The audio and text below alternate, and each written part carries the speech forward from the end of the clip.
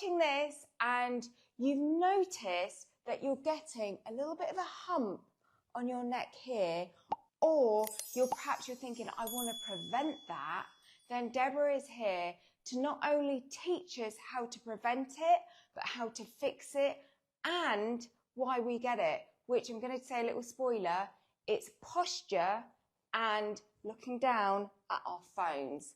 Deborah, over to you. Thank you. Hi, everybody. So yes, today it's all about the neck hump.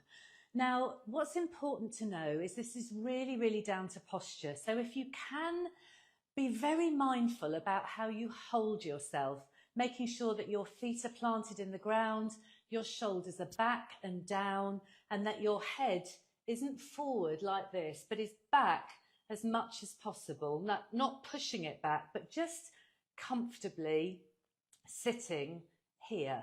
Because what is happening at the moment, increasingly, we are all getting this tech neck. So we're looking down at our computers, down at our phones.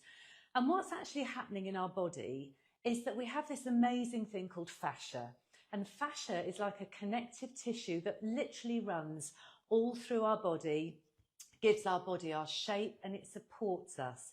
But what happens when we're in one position for any length of time, which we are often when we're looking down at our phones, is that fascia becomes dehydrated and becomes hard. Really healthy fascia is hydrated, it moves, it allows us to move nicely. When we're looking down for a length of time, that fascia hardens, and that's what creates that hump in our back. So to start with, the really important thing is posture.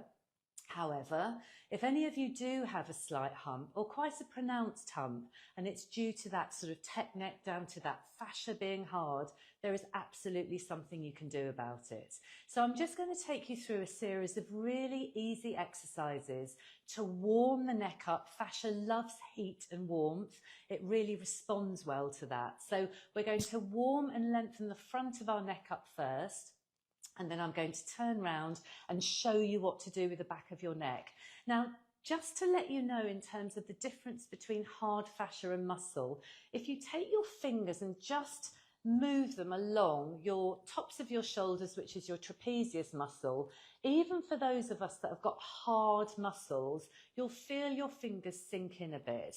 But if you then bring your hands up slightly, you might start feeling, if you've got a neck hump, it becoming very hard and almost like stone. Now that's fascia that has hardened. Where would that be, Deborah, Right. on your back? So if you're saying about a neck hump, yes, are we talking here it would yes, be? that's Okay. right. It tends to be around here where you start to think, oh gosh, that feels like stone. It's not giving at all. Now that's fascia, and that's what we will be working on. Okay. And when you say about a neck hump, if you turn to the side, people would notice it here. Yes.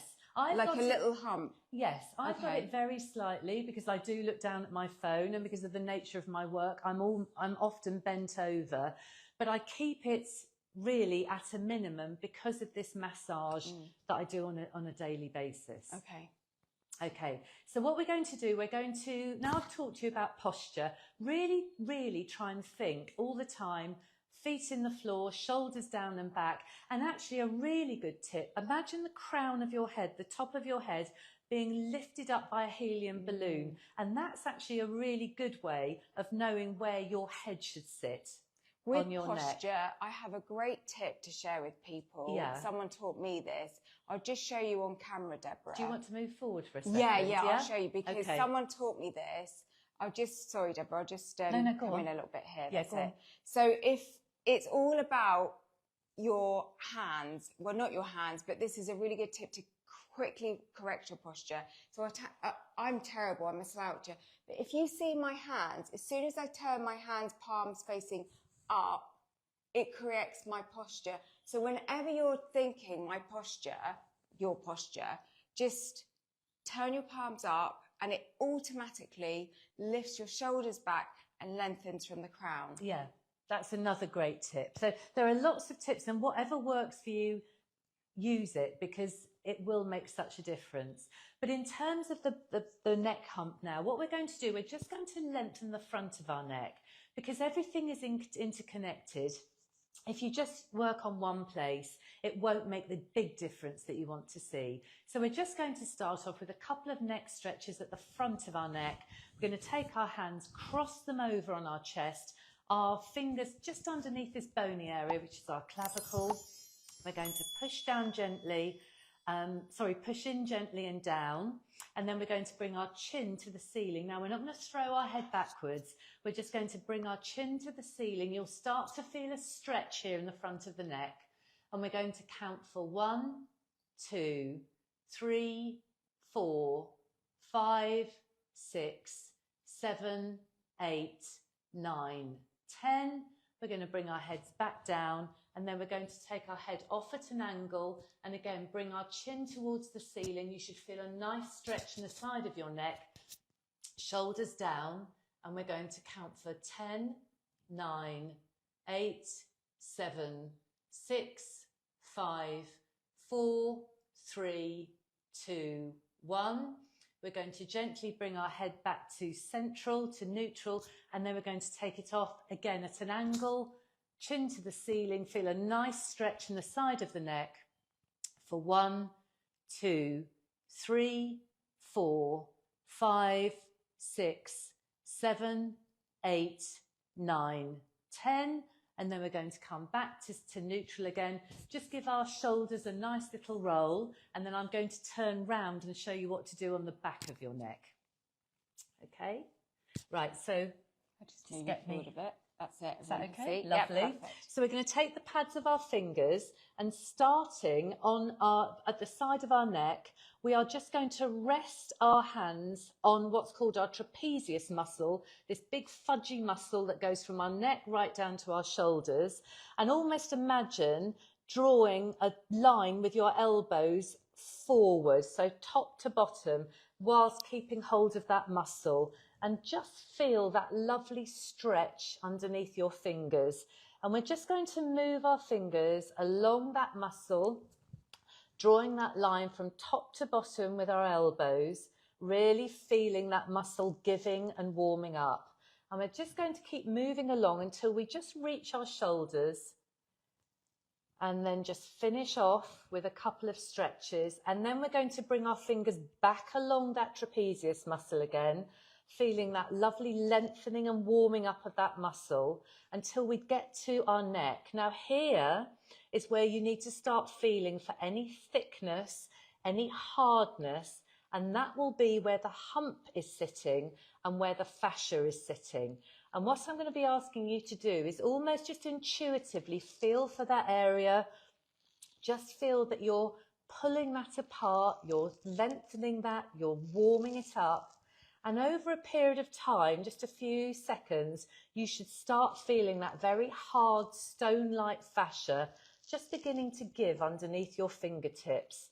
So just imagine that you're lengthening, you're opening up that area, and then you're going to take your fingers from that hard area and push it down. Again, imagine opening up that muscle, putting that area where it needs to be. So you're giving yourself that lovely, flat, lengthened back of your neck. And just keep doing that for a few moments, feeling that area really, really warming up, and then come down the sides of your muscle and let go. And you should hopefully feel that warmth in the back of your neck, more movement in the back of your neck. And actually you can do it while you're watching TV, you can do it first thing in the morning, you know, even when you're walking around the kitchen or the house, just that feeling of that lovely lengthening and stretching in that area. And over a period of time, coupled with really thinking about your posture, great tip from Katie as well, you will start to see a real difference in that curvature. And how do you think we need to do this once a day, twice a day, or whenever we remember throughout the day? Because it's quite relaxing. I would say once a day, definitely. Yeah. Almost just build it into a little bit of a routine. Yeah. But whenever you're feeling a bit tight, you know, whenever you're just feeling a bit uncomfortable, or just when you remember, it won't do any harm at all. The key here, if you feel any pain, stop or take the pressure off. This should feel really relaxing and really releasing. And if people are watching this back and think, oh, I'm going to skip all the neck exercises where you go to the side, are they key to the hump kind of preventing and fixing itself? Yeah, I would say everything is interconnected in the neck. So if you can do the front, you will see the benefits in the back of your neck much quicker. Okay.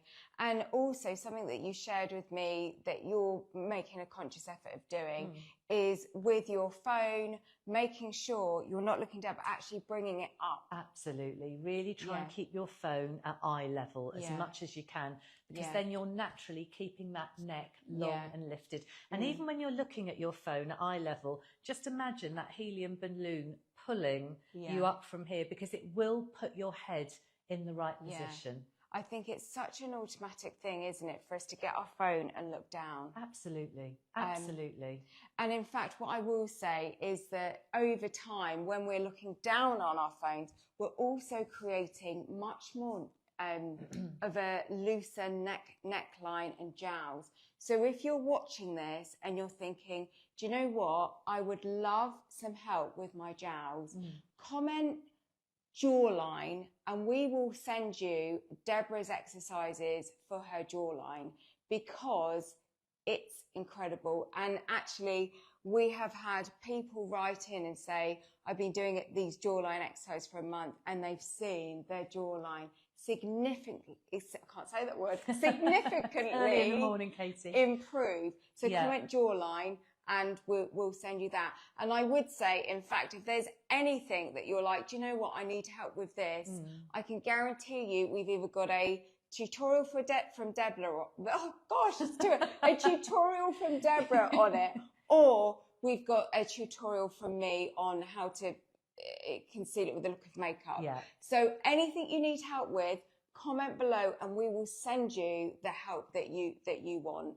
Or need. Absolutely. Thank you, Deborah. It's a pleasure. That was so amazing. I will say, Deborah's exercises, it's almost using it as a little bit of a mindfulness moment for ourselves, because we don't do anything for ourselves, do we? Well, I think I've always said women tend to be the nurturers. We are all nurturers, aren't we, in one way or another? And actually, if we can nurture ourselves from time to time, actually, we can give so much more anyway when we feel that we have nurtured ourselves. Yeah, a little bit of love to ourselves fills us up, ready to give love to everyone else. And ripple out all the lovely kindness that we give to everyone, because that's what makes the world a happier place, especially nowadays. Oh my gosh, especially nowadays. Thank you so much for watching, everyone. We really, really appreciate it. Cheerio. And we'll see you soon in another live. Bye. Bye.